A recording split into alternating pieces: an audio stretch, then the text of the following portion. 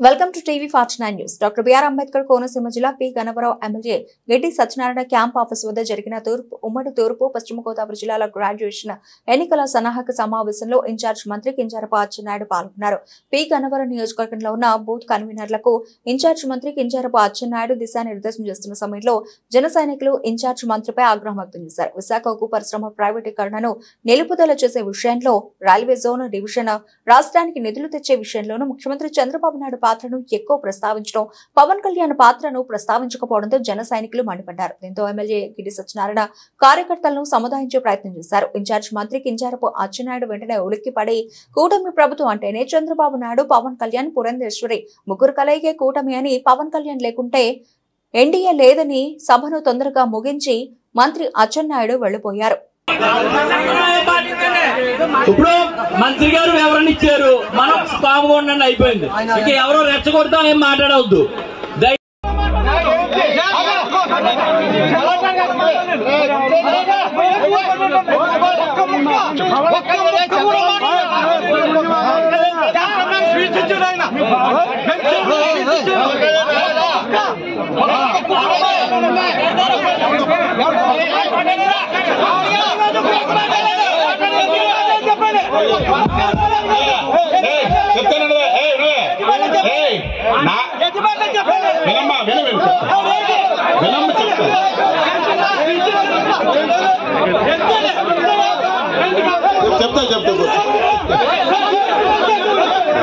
NDA party అంటే పవన్ కళ్యాణ్ గారు లేకుండా ఎన్డీఏ పార్టీ అది కాదు.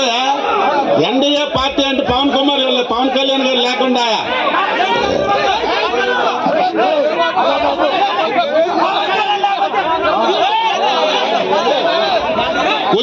కూర్చోండి మీరు కూర్చోండి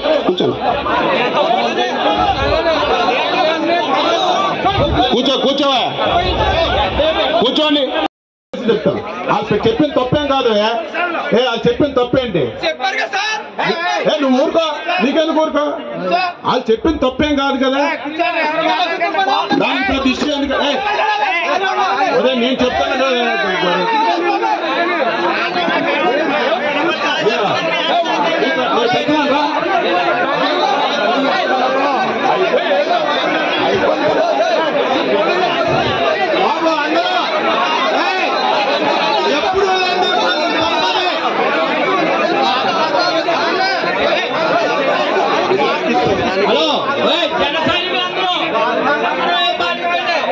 ఇప్పుడు మంత్రి గారు వివరణ ఇచ్చారు, మనం పాముగా ఉండండి, అయిపోయింది.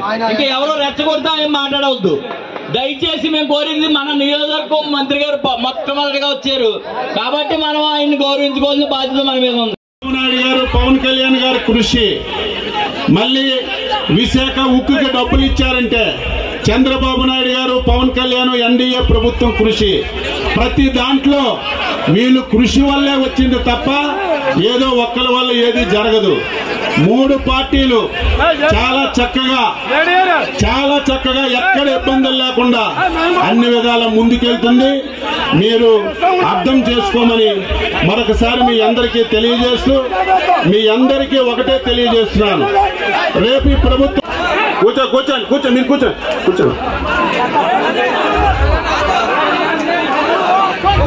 కూర్చోవా కూర్చో రాంబాబు నువ్వు.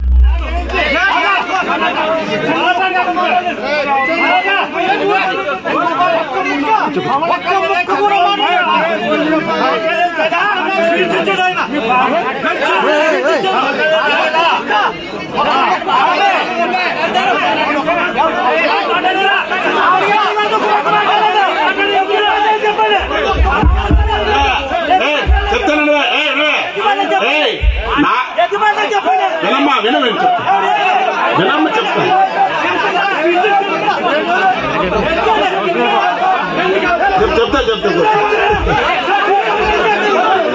ఎన్డీఏ పార్టీ అంటే పవన్ కళ్యాణ్ గారు లేకుండా ఎన్డీఏ పార్టీ అది కాదు.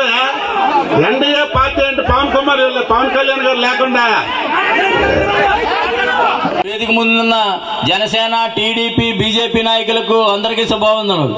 ఈ ఎలక్షన్లో మనం ప్రతి 30 ఓట్లకి ఒక క్యాండిడేట్ని పెట్టుకుని వాళ్ళు ప్రతి ఓటర్ని టచ్ చేసి రాజశేఖర్ గారిని 1వ ప్రాధాన్యత ఓటు వేసి గెలిపించడానికి ప్రయత్నం చేయవలసిందిగా కోరుచు. నాయకుల వరకు కూడా అందరికీ నా హృదయపూర్వక నమస్కారాలు. ప్రెస్ వారికి, మీడియా వారికి నా ధన్యవాదాలు.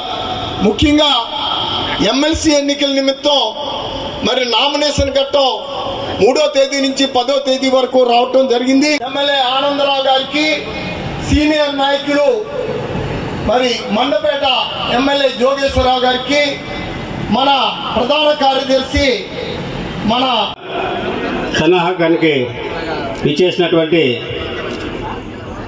ముఖ్య అతిథి అయినటువంటి డాక్టర్ బిఆర్ అంబేద్కర్ కోనసీమ జిల్లా ఇన్ఛార్జ్ మినిస్టర్ గారు అయినటువంటి గౌరవ శ్రీ హెచ్ఎం నాయుడు గారికి మరియు వచ్చినటువంటి పెద్దలు ఈ ఎన్నికల వ్యవహారంలో ఏ విధంగా వ్యవహరించాలనేది మనకు తెలియజేస్తారు. కాబట్టి అతి తక్కువ సమయంలో అంటే ఈ నెల 27వ తారీఖున జరగబోయే ఆ ఎన్నికల సందర్భంగా మనకి పెద్దలను సూచనలు ఇస్తారు. ఇకపోతే ఎన్నికల కోడ్ ఉన్నది కాబట్టి ఓన్లీ ఈ ఎన్నిక ప్రక్రియకు సంబంధించినటువంటి విషయాలే మాట్లాడాలని ఈ సందర్భంగా తెలియజేస్తూ ఇప్పుడు మన ఈ నియోజకవర్గ టీడీపీకి కన్వీనర్ అయినటువంటి నామాన్ రాంబాబు గారు మాట్లాడతారు. ఆంధ్రప్రదేశ్ పేరు లేదు, ఆంధ్రప్రదేశ్కి నిధులు లేవు, చంద్రబాబు నాయుడు గారు వైఫల్యం చెందారు, పవన్ కళ్యాణ్ గారు వైఫల్యం చెందారని చాలా మంది చాలా చులకనగా మాట్లాడారు. వారందరికీ నేను సమాధానం చెప్తున్నాను. కేంద్రంలో చంద్రబాబు నాయుడు గారికి బడ్జెట్తో సంబంధం లేదు.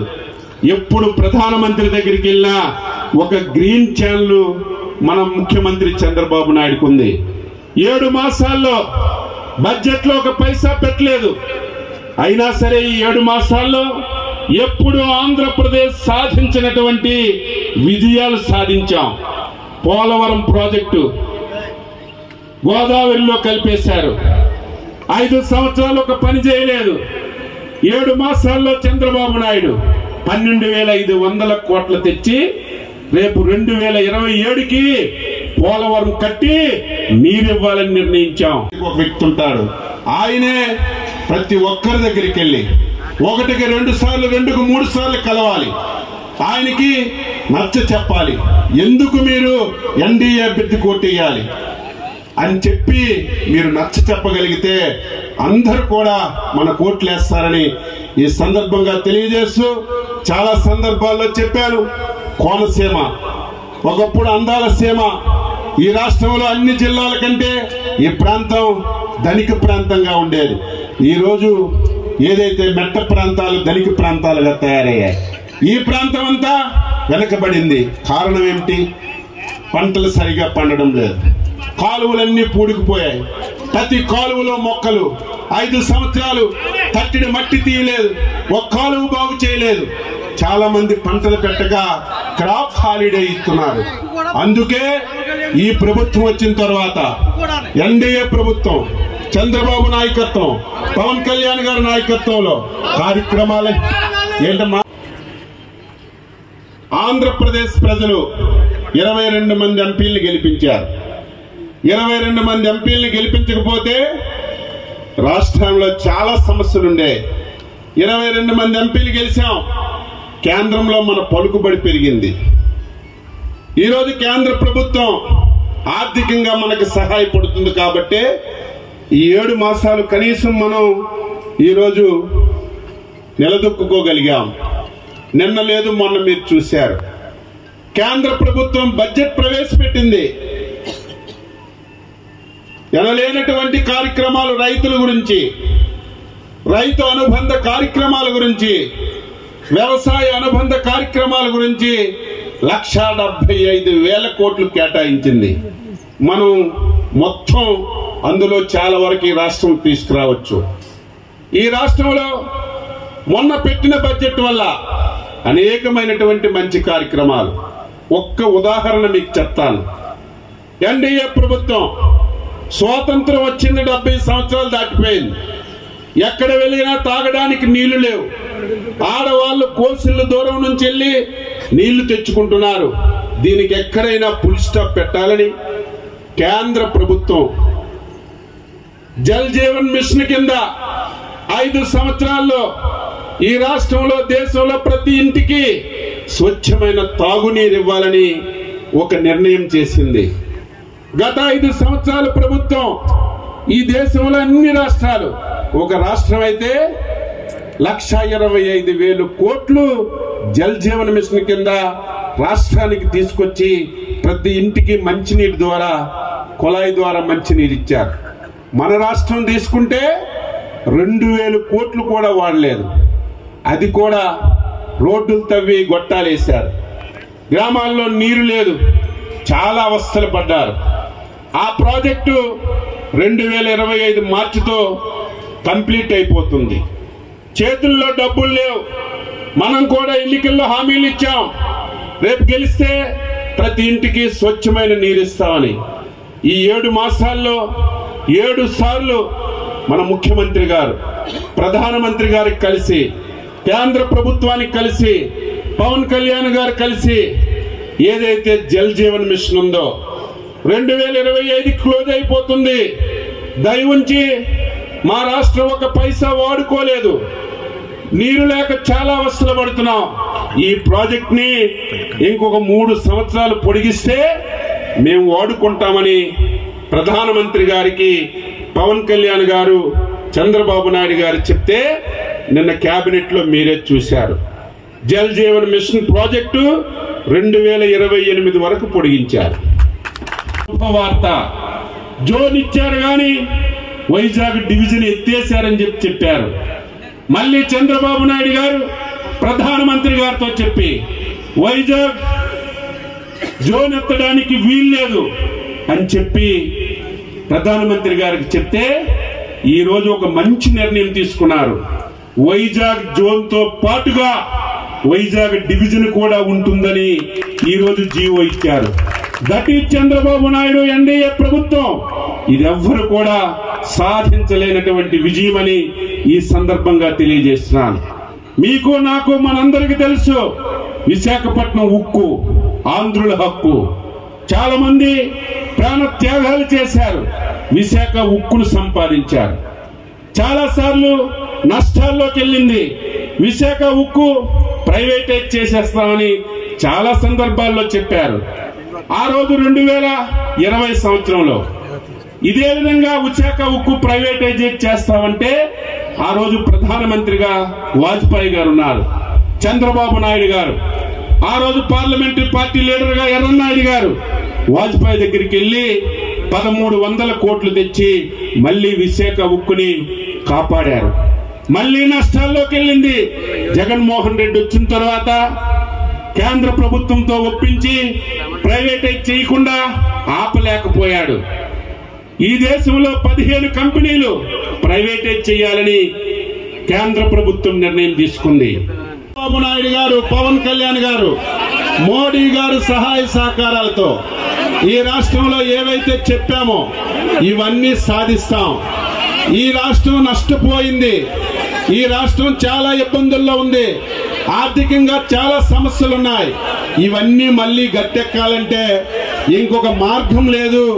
ఎన్డీఏ కూటమే మళ్ళీ రాష్ట్రానికి బాగు చేయే శక్తి సామర్థ్యత ఉందని ఈ సందర్భంగా తెలియజేస్తూ ఈ 7 మాసాల్లో అనేక విజయాలు సాధించాం.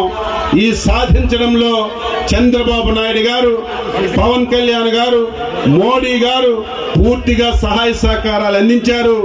రేపు భవిష్యత్తులో కూడా ఇదే ఐకమత్యంతో ఎక్కడ కూడా చిన్న ఈసమంత పొరపాటు లేకుండా 3 పార్టీలు కలిసికట్టుగా ముందుకెళ్లి అన్ని విధాల ఈ రాష్ట్రాన్ని బాగు చేస్తామని ఈ సందర్భంగా తెలియజేస్తూ రేపు 27వ తారీఖున జరుగుతున్నటువంటి ఎమ్మెల్సీ ఎన్నికల గురించి మీరందరూ 20 రోజులు ప్రతి ఓటర్ దగ్గరికి తెలుగుదేశం, జనసేన, బీజేపీ నాయకులందరూ వెళ్ళి ప్రతి ఒక్క ఓటు పేరాభక్తులు రాజశేఖర్ గారికి పడేటట్టుగా కృషి చేయాలని, రేపు మీరందరూ 30 మందికి ఒకసారి ఒక వ్యక్తికి ఎంచుకొని ఫోన్ నెంబర్లు ఇస్తే రేపు చంద్రబాబు నాయుడు గారు కాన్ఫరెన్స్లో మాట్లాడతారు, పవన్ కళ్యాణ్ గారు మాట్లాడతారు, పురంధేశ్వరి గారు మాట్లాడతారు. మనకు ఎప్పటికప్పుడు సలహాలు సూచనలు ఇచ్చి నేను మొదట చెప్పిన విధంగా 95% ఓట్లు మన కూటమి అభ్యర్థికి పడేటట్టుగా ఈ 3 పార్టీలు కృషి చేయాలని చేస్తారని చెప్పి ఆశిస్తూ ఈ కార్యక్రమంలో పాల్గొన్నటువంటి 3 పార్టీల పెద్దలకి మరొకసారి పేరు పేరున అభినందిస్తూ సెలవు తీసుకుంటున్నాం.